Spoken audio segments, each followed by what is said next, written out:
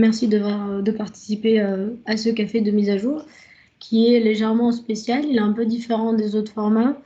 D'habitude, on présente un webinar ou un café où on présente à tout le monde une nouvelle fonctionnalité. Pour ce café de mise à jour, on va faire un recap de toutes les fonctionnalités qui ont été ajoutées sur notre studio, donc la plateforme Witivio, durant cette année. Je vais d'abord partager avec vous un support avec donc toutes les nouveautés, on va les lister et après on ira ensemble sur le studio et on regardera un peu plus en détail toutes les fonctionnalités.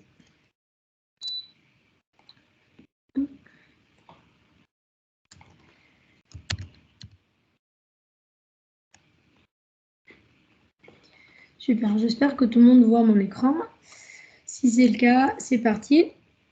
Donc cette année, ça a été assez riche, on va dire, en termes de nouvelles fonctionnalités ou alors améliorations sur la plateforme. En ce qui concerne les nouvelles fonctionnalités, vous le savez tous, on a mis en place ce qu'on appelle les flux de conversation. C'est rien de nouveau concrètement par rapport aux arbres de conversation qu'on proposait déjà. Simplement, cette fonctionnalité permet de construire les arbres de conversation depuis la plateforme. Donc, on n'a plus besoin d'avoir une licence Visio pour les personnes qui ont l'habitude de construire les arbres de conversation avec Witivio.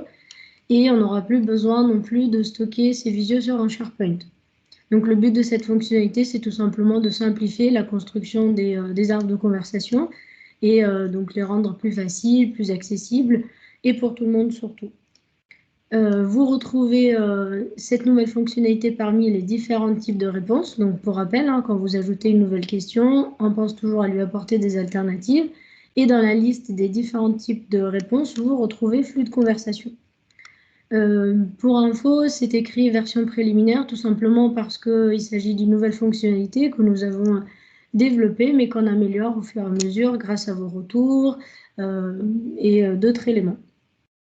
Et comme vous avez pu le voir également, la version arbre de conversation avec Visio existe encore parce qu'il y a encore des personnes qui l'utilisent et on n'a pas encore la possibilité de migrer les anciens arbres de conversation vers la partie flux de conversation. Donc pour l'instant, les deux versions vont cohabiter, coexister, pour que plus tard, on puisse utiliser uniquement les flux de conversation. Dans tous les cas, comme pour toutes les autres fonctionnalités, si vous avez des feedbacks à nous faire ou des éléments à partager avec nous pour qu'on améliore cette fonctionnalité, n'hésitez pas. Donc, on est vraiment là pour ça. Vous savez que Witivio co-construit avec vous et co-améliore la plateforme grâce à vos retours. Donc, pour la partie flux de conversation, voilà, c'est le type de réponse, donc la nouvelle fonctionnalité qu'on a mis en place pour pouvoir construire des arbres de conversation sur la plateforme. Pour les personnes qui ne construisent pas encore d'arbres de conversation, qu'est-ce que c'est? C'est tout simplement un type de réponse qui va permettre de mettre en place plusieurs échanges entre le chatbot et l'utilisateur. Donc, si la réponse est du tac au tac, on va rester sur une réponse simple, par exemple, au contextuel. Si on a besoin d'avoir plusieurs échanges et donc une conversation avec plusieurs étapes, on va privilégier un arbre de conversation. Donc, il ne faut pas que ça vous fasse peur, c'est rien de bien technique, à part si on s'aventure dans tout ce qui est appel aux API, etc. Si vous restez sur un échange donc avec du texte, des images, des boutons cliquables, etc., vous pouvez penser à créer une réponse de type arbre. Et pour que ça soit encore plus simple, on privilégie la partie flux de conversation. Donc pour les personnes qui n'ont pas participé aux anciens cafés de mise à jour, n'hésitez pas à prendre votre café, moi j'ai le mien, et à faire semblant de boire votre café avec moi. Donc, en termes également d'amélioration et mise à jour, vous savez qu'un chatbot peut être sur un ou plusieurs canaux de diffusion. Et parmi ces canaux, on retrouve la partie web chat. Donc, c'est la petite pastille que vous retrouvez sur votre intranet, par exemple, sur le SharePoint, sur Outlook ou sur un site web. Donc, cette petite web chat que vous venez intégrer au code de votre page web, tout simplement, vous servira donc de chatbot et c'est avec celui-ci que vous allez échanger. Et vous avez maintenant la possibilité de personnaliser la web chat directement depuis le studio. Donc, avant que cette fonctionnalité ne soit disponible, on avait toujours la possibilité, bien évidemment, de personnaliser la web chat. Simplement, on le faisait dans le code, donc dans le script de la web chat. Donc maintenant, vous pouvez personnaliser votre web chat directement depuis le studio et après appliquer donc, tous les éléments que vous avez personnalisés à votre web chat. Et quand je dis personnaliser, c'est changer, comme vous pouvez voir ici dans la capture d'écran, ma web chat, elle est à gauche, elle est verte et non pas violet aux couleurs de Witivio. Le contour est carré, donc vous pouvez changer sa taille, vous pouvez afficher ou ne pas afficher, par exemple, les dialogues initiaux, le call-out, etc. Donc vraiment, ce sont des éléments que vous pouvez personnaliser vous depuis la plateforme et ensuite déployer votre canal, tout simplement. Hop. Une nouvelle fonctionnalité également que nous avons intégrée au studio, c'est la partie variable. Donc, vous retrouvez cet onglet dans la partie connaissances variables. Et sans m'aventurer dans les explications très techniques, je vais vous donner un exemple pour que ce soit parlant pour tout le monde. Donc, les variables, on va venir les utiliser quand on a un élément qui est récurrent dans vos réponses et que vous allez vouloir venir modifier. Donc, je pense que ça va parler à tout le monde. On met dans nos réponses parfois des liens. Donc, par exemple, on a un chatbot documentation et souvent dans les réponses, on renvoie vers notre documentation. Donc, à chaque fois, on met clique ici pour avoir plus d'informations, clique ici pour en savoir plus, etc. Admettons qu'il y ait une mise à jour de notre documentation ou autre et qu'on veuille changer tous les liens, donc tous les URL vers lesquels on a renvoyé. La méthode que nous on conseille et qui est très efficace, c'est de exporter votre base de connaissances, repérer où est-ce qu'on a des URL, les modifier et importer à nouveau.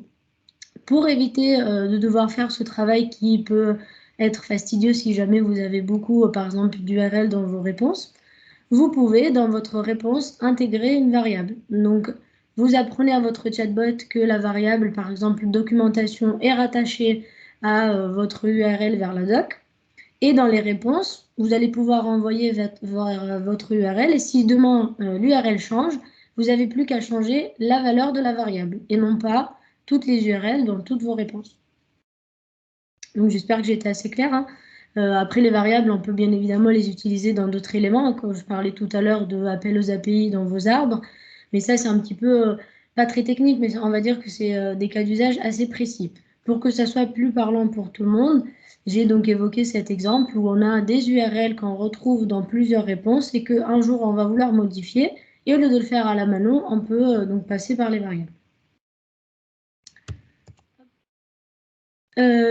Vous savez que, notamment avec la Covid, nous utilisons de plus en plus Microsoft et vous savez également que nos chatbots sont beaucoup sur Teams. Donc, j'évoquais tout à l'heure tous les canaux sur lesquels on peut les déployer et Microsoft Teams, bien sûr, en fait partie. Et donc, on retrouve quelques éléments qui ont été soit développés, soit améliorés pour la partie Teams. Le premier élément que je souhaitais évoquer à nouveau avec vous, c'est le catalogue. Donc, le catalogue va être intéressant pour les entreprises qui ont plusieurs chatbots Witivio au sein de leur organisation. Donc, si vous vous retrouvez avec, comme ici, 4 chatbots, ça va être un petit peu compliqué de pouvoir les épingler à gauche. Vous allez pouvoir le faire, mais ils ne vont pas tous s'afficher parce que déjà, de base, vous avez d'autres applications. Donc, vous avez équipe, calendrier, etc. Donc, si vous souhaitez que tous vos chatbots Witivio soient épinglés, on déploie ce qu'on appelle, nous, le catalogue chatbot, qui va s'appeler chatbot avec un S, comme vous pouvez voir ici. Et lorsque vous cliquez sur cette application, à l'intérieur, vous allez trouver les chatbots de votre organisation et surtout les chatbots auxquels vous avez accès. Donc moi, par exemple, à l'occurrence, j'ai accès à ces 4 chatbots-là. Donc je peux les voir et je vois également d'autres éléments. Hein, si le chatbot a un tag ou s'il est multilingue, je retrouve ici les langues ici. Et pour aller un peu plus loin, vous pouvez ici, en cliquant sur le bouton en haut à droite, demander un nouveau chatbot. Si bien sûr vous avez le catalogue Teams, vous pouvez faire la demande d'un nouveau use case, donc d'un nouveau cas d'usage dans votre organisation. Donc par exemple, ici j'ai un chatbot RH, un chatbot juridique, un chatbot IT. Si j'ai une autre idée de chatbot, par exemple un chatbot accompagnement au changement ou Office 365, et qu'il n'existe pas encore dans notre organisation, je peux cliquer ici sur faire une demande et la demande sera bien reçue par l'admin Teams et il pourra transférer celle-ci aux personnes qui sont en charge de vos projets chatbot. Donc vraiment le catalogue Teams, ce qu'il faut retenir, c'est que c'est l'application chatbot avec un S qui va réunir tous vos chatbots, donc du moins les chatbots auxquels vous avez accès dans votre entreprise. Et très important, il s'agit des chatbots Witivio. Comme ça, si jamais vous en avez plusieurs, vous pouvez épingler votre catalogue et accéder à vos chatbots directement depuis celui-ci. Ensuite, vous savez que les chatbots qui sont déployés sur Teams, vous avez la possibilité de faire de la communication push. Donc, pour les personnes qui n'ont pas encore configuré du push et qui ne connaissent pas, c'est tout simplement le bot qui va venir parler à l'utilisateur. Et vous allez donc configurer des messages push. Par exemple, si vous voulez diffuser une information en interne, si vous voulez donc pousser des nouveautés via votre chatbot, il faut donc configurer du push. Et le push, bien sûr, vous pouvez décider à qui l'envoyer. Vous pouvez l'envoyer à un public très restreint, vous pouvez l'envoyer à tous les utilisateurs qui ont le chatbot sur Teams. Vraiment, à vous de choisir. Et comme il s'agit d'une fonctionnalité qui est assez appréciée, qui est de plus en plus utilisée, on l'a mis un petit peu à jour. On l'a mis un tout petit peu à jour, c'est-à-dire qu'avant, on pouvait envoyer un simple message uniquement avec du texte. Donc, vous reconnaîtrez la partie donc éditeur de texte que vous avez dans les réponses simples, par exemple. Pour améliorer, pour que ça soit un peu plus, on va dire, agréable à utiliser, on a mis en place d'autres formats de push. Donc, on a la partie texte simple, on a la partie idée où le chatbot ajoute une petite lumière à côté de votre message. On a alerte avec un message de alerte, warning. On a également la possibilité de lancer une petite adaptive card. Donc, vous pouvez mettre dans votre message push, donc dans votre message de communication, une image, un titre et pourquoi pas un bouton cliquable si vous voulez renvoyer vers un formulaire, une vidéo, ce que vous souhaitez. Ensuite, une autre petite nouveauté que vous avez peut-être loupée, vous savez qu'un chatbot, pour qu'il soit disponible sur Teams, il faut qu'il soit déployé. Et souvent, les coachs n'ont pas accès au centre d'administration Teams. Donc, ils n'ont pas de visibilité sur combien de personnes ont le chatbot sur leur poste, sur leur poste Teams, tout simplement. Maintenant, vous pouvez retrouver cette information-là. On ne sait pas, on n'a pas les noms. On les a depuis l'admin center, bien sûr, de Teams. Mais voilà, si par curiosité, vous voulez simplement savoir combien de personnes ont votre chatbot sur Teams, vous allez dans Paramètres, Canaux, vous accédez aux configurations du canal Teams et vous retrouvez le nombre de personnes qui ont le chatbot en question sur leur Teams. Et donc, ça vous permettra d'avoir une idée. Par exemple, si le déploiement n'a pas été fait correctement, que vous voyez qu'il y a un seul utilisateur, on se pose les bonnes questions. Si vous voyez qu'il y a, je dis n'importe quoi, 300 personnes et c'était bien votre cible, c'est très bien. En tout cas, c'est juste pour avoir une idée, pour savoir combien de personnes ont le chatbot sur Teams. Ensuite, on va parler rapidement du MetaBot. Le MetaBot, pour les personnes qui n'ont pas encore connu ce chatbot-là, c'est un chatbot qui va être un point d'entrée unique pour les utilisateurs. Et dans les organisations, il existe plusieurs chatbots avec différents cas d'usage. Donc, je m'explique. Vous pouvez avoir en interne un chatbot Witivio Office 365 et un autre support helpdesk. Vous pouvez soit avoir une stratégie où vous avez deux chatbots différents, et donc les utilisateurs verront deux chatbots sur Teams, par exemple, et ils pourront échanger avec cela. Ou alors, vous pouvez décider d'avoir un seul chatbot qui réunit les deux cas d'usage. C'est ce qu'on appelle un MetaBot. Et c'est un chatbot comme ce que vous connaissez, il a une identité, il a un nom, simplement, il n'a pas de connaissances. Donc, il a des chatbots amis. Là, en l'occurrence, dans mon exemple, il aura un chatbot ami Office et un chatbot ami Helpdesk IT. Et quand l'utilisateur s'adressera à celui-ci, c'est le chatbot, donc le MetaBot, qui va faire le travail d'aller chercher la meilleure réponse dans soit le chatbot Office, soit le Helpdesk IT. Donc, il n'a pas de connaissances à vrai parler, donc il n'a pas ses propres questions et réponses, mais il va chercher la meilleure réponse, soit dans le bot Office, soit dans le bot IT. Et donc, en termes de mise à jour et nouveautés pour le MetaBot, vous avez maintenant la possibilité de faire du push, on vient d'en parler, via le MetaBot. quand on avait développé le MetaBot, ce n'était pas quelque chose qui était disponible. Maintenant, ça l'est. Donc, vous configurez votre campagne Push Teams comme ce que vous connaissez. Elle sera simplement distribuée par votre MetaBot. Et enfin, une mise à jour assez importante pour la partie MetaBot. Quand vous posez une question au MetaBot qu'il a la réponse, il vous donne celle-ci. S'il n'a pas de réponse, ça veut dire qu'il n'a pas trouvé un élément cohérent ni dans le chatbot Office, ni dans le chatbot IT. Et donc, il vous demande, est-ce que vous pouvez lui donner le périmètre de votre question? Donc là, l'occurrence, est-ce qu'il s'agit de Office ou est-ce qu'il s'agit de IT? La nouveauté qu'on a mis en place, c'est que vous pouvez enlever cette demande de contextualisation. Si vous ne voulez pas que le MetaBot demande de quel périmètre il s'agit, vous pouvez maintenant donc désactiver cette fonctionnalité. Et si le chatbot il a un doute, il ne vous demandera plus le contexte de votre question. Si jamais vous laissez cette fonctionnalité activée, donc ce paramétrage activé, vous avez la possibilité de personnaliser les messages. Donc le chatbot, il peut demander quel est ton périmètre, donne-moi le nom du chatbot, vraiment à vous de personnaliser ces messages. Donc soit vous avez la possibilité d'activer ou de désactiver la demande de contextualisation. Si vous l'activez, vous avez maintenant la possibilité de modifier les messages. Donc à vous de choisir comment vous voulez que le chatbot demande le périmètre pour que ce soit parlant pour vos utilisateurs. Et enfin, concernant le MetaBot, autre élément super important, quand le MetaBot n'a pas de réponse, donc ça veut simplement dire qu'il n'a pas trouvé de réponse pertinente ni dans le chatbot Office, ni dans celui IT, si je garde toujours mon exemple, il aura donc la question que vous avez posée et à laquelle il n'a pas su répondre, ça ira dans sa boîte de réception. La boîte de réception du MetaBot contient un seul onglet qui n'est pas de périmètre. Et vous avez maintenant la possibilité de transférer cette question à plusieurs amis.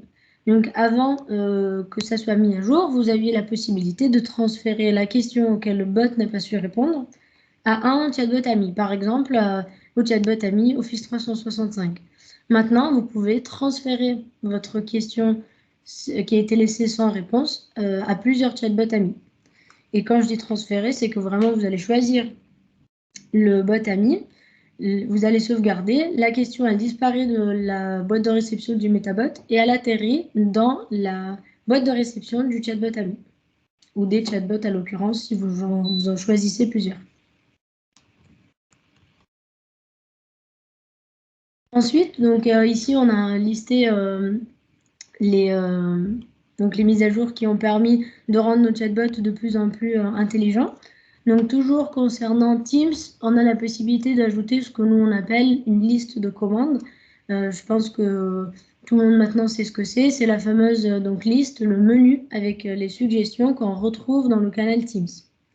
Donc les suggestions vont permettre tout simplement de aiguiller l'utilisateur dans sa conversation. Donc si par exemple il arrive sur la conversation et que c'est la première fois qu'il échange avec le chatbot, il peut céder des suggestions qui sont proposées pour démarrer la conversation.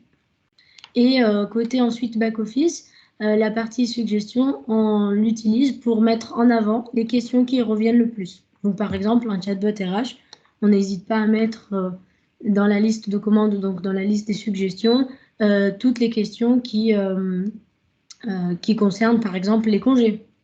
Ou alors pour un chatbot Office 365, on remet les questions qui reviennent le plus. Donc par exemple, comment créer une équipe Teams ou autre. Donc vraiment à vous de repérer, on va dire, les questions qui sont le plus posées et on les ajoute dans notre liste de commandes pour suggérer, donc aider l'utilisateur dans sa conversation, tout simplement.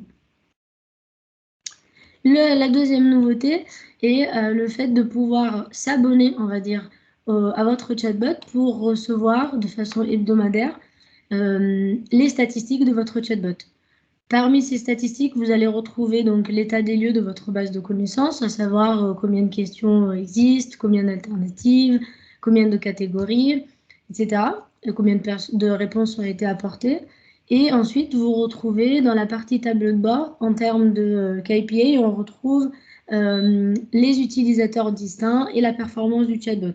Bien sûr que toutes les autres données sont également importantes, mais voilà, c'est celles que l'on regarde le plus, notamment, par exemple, pendant la phase pilote. Pendant la phase pilote, c'est les éléments qu'on regarde le plus, l'évolution de la base de connaissances, mais également toute la partie utilisation et performance.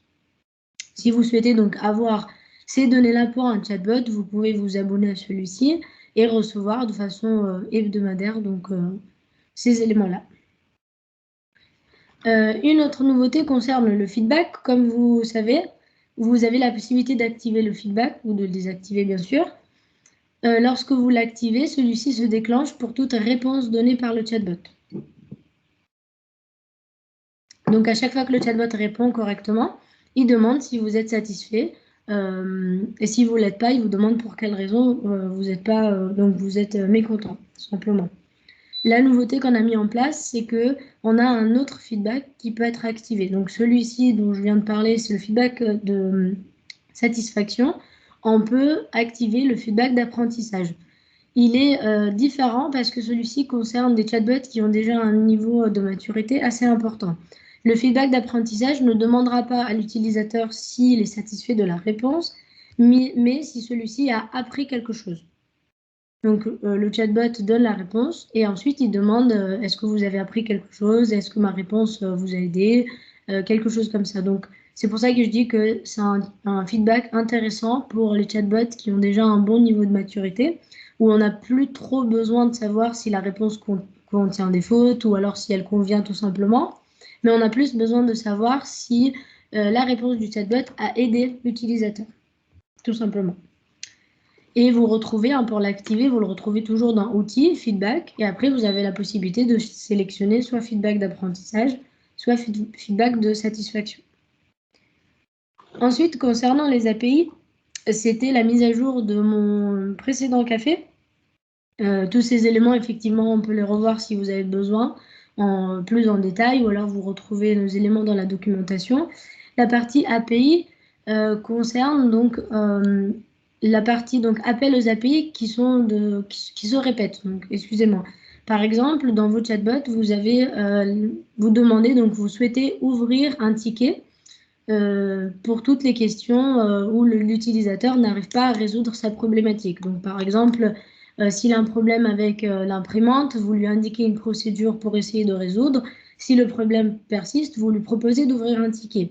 C'est le même cas pour d'autres questions. Admettons que vous en avez 15 dans votre base de connaissances où votre flux de conversation aboutit à l'ouverture de tickets.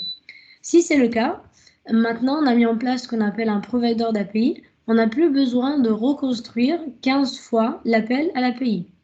Donc on va dans connaissances, dans outils, provider d'API. On construit l'appel à l'API une seule fois et on va venir utiliser cet appel à l'API dans toutes les questions où on en aura besoin. Donc, pour me répéter à nouveau, vous avez besoin d'appeler une API, vous avez besoin d'appeler la même API et donc construire le même schéma dans plusieurs scénarios. Donc maintenant, avec la partie provider d'API, vous n'allez plus reconstruire à chaque fois l'appel à l'API. Vous allez tout simplement construire une fois cet appel. On va la nommer, par exemple, ouverture de ticket. Et quand on en aura besoin dans notre flux de conversation ou autre, on vient faire appel à ce provider. Donc, on n'aura plus besoin de reconstruire 15 fois l'ouverture de ticket. Donc, l'appel à l'API pour ouvrir un ticket. Les campagnes Teams, on en a parlé rapidement. Ce qui a été mis à jour, c'est le fait de pouvoir choisir différents formats. Une fois que vous avez choisi votre format de push, vous pouvez sauvegarder comme brouillon pour pouvoir le modifier et prévoir l'envoi un peu plus tard. Et enfin, vous avez toujours la possibilité donc, sur Teams d'envoyer des fichiers. Donc, pour vous donner un exemple, hein, les exemples, c'est toujours un peu plus parlant. Lorsque vous avez un chatbot RH et que vous voulez demander le justificatif pour une note de frais, vous pouvez intégrer dans votre conversation, donc dans l'arbre ou dans le flux de conversation, l'envoi de fichiers. Donc, par exemple, vous pouvez dire concrètement dans votre flux, vous pouvez joindre ici le justificatif pour votre note de frais et l'utilisateur va pouvoir joindre un fichier qui sera ensuite récupéré dans votre chatbot. Donc voilà, c'est une fonctionnalité qui est assez intéressante et vous allez pouvoir l'utiliser sur les chatbots qui sont déployés dans Teams. Hop. J'ai essayé de résumer un tout petit peu toutes les fonctionnalités et les améliorations. Je reste encore connectée 2 minutes. Si vous avez des questions, n'hésitez pas.